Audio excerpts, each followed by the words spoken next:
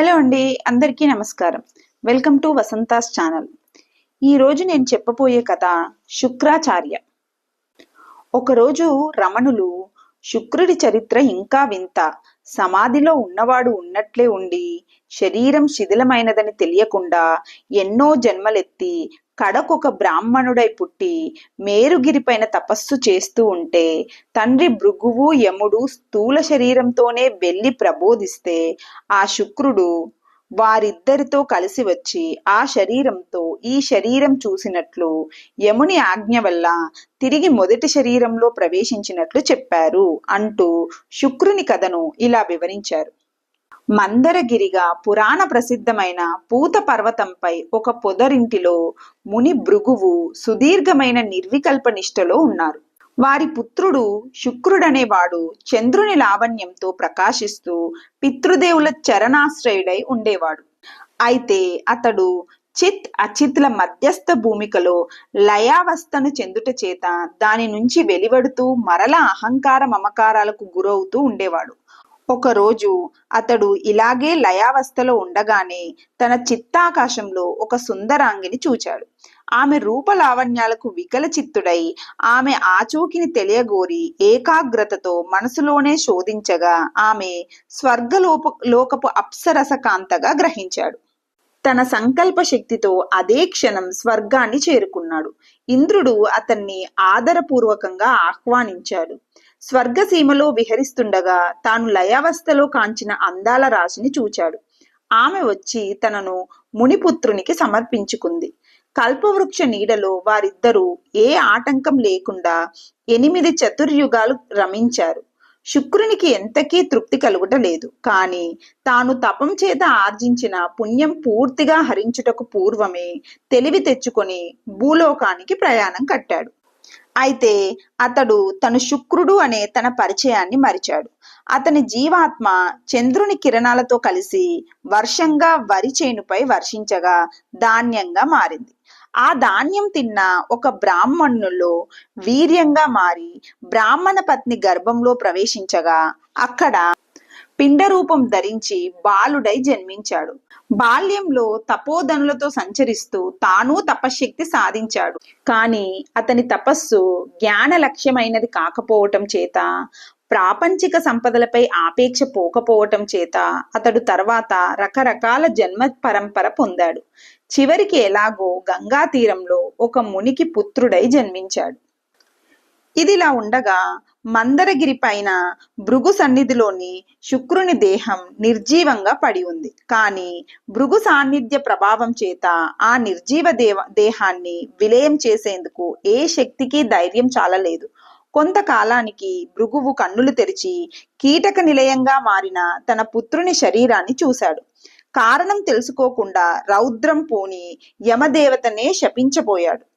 అంతలో యముడు పాంచభౌతిక దేహధారి అయి షణ్ముఖుడై వివిధ ఆయుధాలతో కూడిన 6 చేతులు కలవాడై గొప్ప పటాటోపాన్ని ప్రదర్శించే ఘన సమూహాలతో ఆవిర్భవించాడు.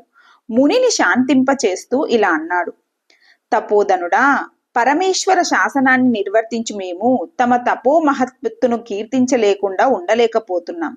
అకారణంగా ఇలా మీ తపస్సంపదను క్రోధంతో వ్యర్థం చేయనేలా? వినండి. ప్రళయాగ్ని కూడా నన్ను దరి చేరలేదు. ఇక పసివాణి పలుకుల వంటి మీ శాపానికా మేం చలించేది? కల్పానికి నేను నమిలి మింగే బ్రహ్మ విష్ణు రుద్రుల సంఖ్యకు అంతే లేదోయ్. ఇలా జరగాలని నందివాహన ఉమారమణుని నిర్ణయమే కాని నా సంకల్పం కాదు. పరమశివ శాసనం నిరంకుశమైనది, ఎదురులేనిది, నిలిచేది. ఇక నీపై వాత్సల్యం చేతనేనయ్యా నేను ఇక్కడికి వచ్చింది. తాపసులను ప్రేమించకుండా దేవత ఉండలేదు. వారిలోని కొద్దిపాటి అవగుణాలను సహిస్తాడు. విను ఇక. నీ కఠోర దీర్ఘ తపస్సు చేత గొప్ప పుణ్యాన్ని శక్తులను సంపాదించావు. కానీ జ్ఞానాన్ని పొందలేకపోయావు. అది పొందే వరకు నీకంటే గనుడు నాలాంటి వాడు ఉంటూనే ఉంటాడు. పొందాక నీకు అభిమానం లేని కారణంగా నీకు వ్యక్తిత్వం ఉండదు కాబట్టి ఇతరాన్ని చూడవు. ఇక ఎవరి కోసం బాధపడతావు, ఎవరిపై కోపిస్తావు? ఉన్నది ఒక్కటే, ఆత్మ. దేహదారులందరికీ అదే పరమ గమ్యం, అదే నేను. దానిని తెలుసుకొని స్వస్థ చిత్తుడవు కమ్ము. ఇక నీ పిల్లవాడు స్వీయ సంకల్ప కల్పిత భ్రమవశాత్తు కామవశుడై విశ్వాచి అనే స్వర్గలోక కాంతామణితో దాని పేరైనా తెలియకుండా దీర్ఘకాలం క్రీడించి తపోవిచ్యుతుడయ్యాడు. దశార్ణంలో బ్రాహ్మణ పుత్రునిగా, కోసల నరేషునిగా, అడవిలో కిరాతకునిగా, గంగానదిలో హంసగా, పౌండ్ర దేశాన్ని పాలించే సూర్యవంశ ప్రభువుగా, సాల్వ దేశపు రాజులకు గురువుగా, విద్యాధరులకు నేతగా, తాపసపుత్రునిగా, సౌవీర దేశపు సామంతునిగా, శైవ సాంప్రదాయ గురువుగా, అడవిలో వెదురు బోధగా, లేడిగా, కొండ చిలువగా ఇలా జన్మ సహస్రాలను గడిచి ఎట్టకేలకు పవిత్ర గంగా తీరాన నివసించే మహర్షికి పుత్రునిగా జన్మించాడు. వాసుదేవుడనే పేరుతో ఇంద్రియాలను జయించి గొప్ప ఆత్మానిష్టా గరిష్ఠుడై విరాజిల్లుతున్నాడు అని మృత్యుదేవత వివరించాడు. భృగుముని తన దివ్య దృష్టితో అంతా పరిశీలించాడు. యమరాజు చెప్పిందంతా వాస్తవమని గ్రహించి ఆయనను క్షమాభిక్ష వేడుకున్నాడు. భగవంతుడా, నీవు త్రికాలాజ్ఞుడవైన కరుణామూర్తివి. నీ సంహార కార్యం కేవలం కరుణాతిశయం అని తెలిసిన వాడే నిక్కమైన బ్రహ్మజ్ఞాని. నా వంటి అహంకారులు, మిడిమిడి జ్ఞానులు, మిథ్యావాదులు జ్ఞాన విషయంలో పసివారే. నీకు శ్రమ కల్పించినందుకు నన్ను మన్నించు. సమర సంపూర్ణుడైన నిన్ను శపించబోయినందుకు నాకే శిక్ష విధించినా సిద్ధమే తండ్రి అని శిరసు వంచి అంజలించాడు. అభిమానమే లేని యమరాజు చేయి చాచి భృగుమునిని చేరదీసి తనతో గంగా తీరానికి తీసుకొని వెళ్ళాడు. అక్కడ వాసుదేవ నామంతో బ్రహ్మ వర్చస్సుతో మిసమిసలాడుతున్న తన పుత్రుణ్ణి చూసి పొంగిపోయాడు.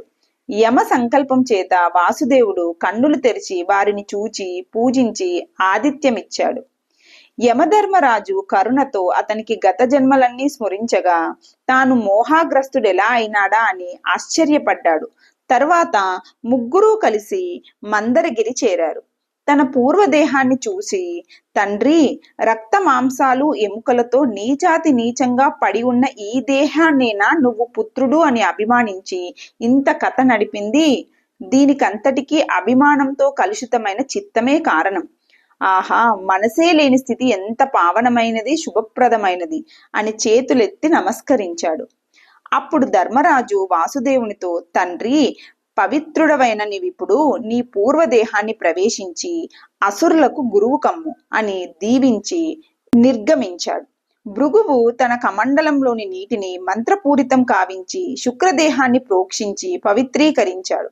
వాసుదేవుడు తన జీవ చైతన్యాన్ని ఆ దేహంలో ప్రవేశపెట్టి మరల శుక్రుడై నిలిచాడు. తండ్రి పాదాలకు సభక్తికంగా నమస్కరించగా భృగువు అతన్ని దగ్గరికి తీసుకుని కౌగిలించుకున్నాడు. ఇద్దరు జీవన్ముక్తులై ప్రకాశిస్తూ పరోపకారార్థమిదం శరీరం అన్న వాక్కు ప్రకారం ఈశ్వరాజ్ఞ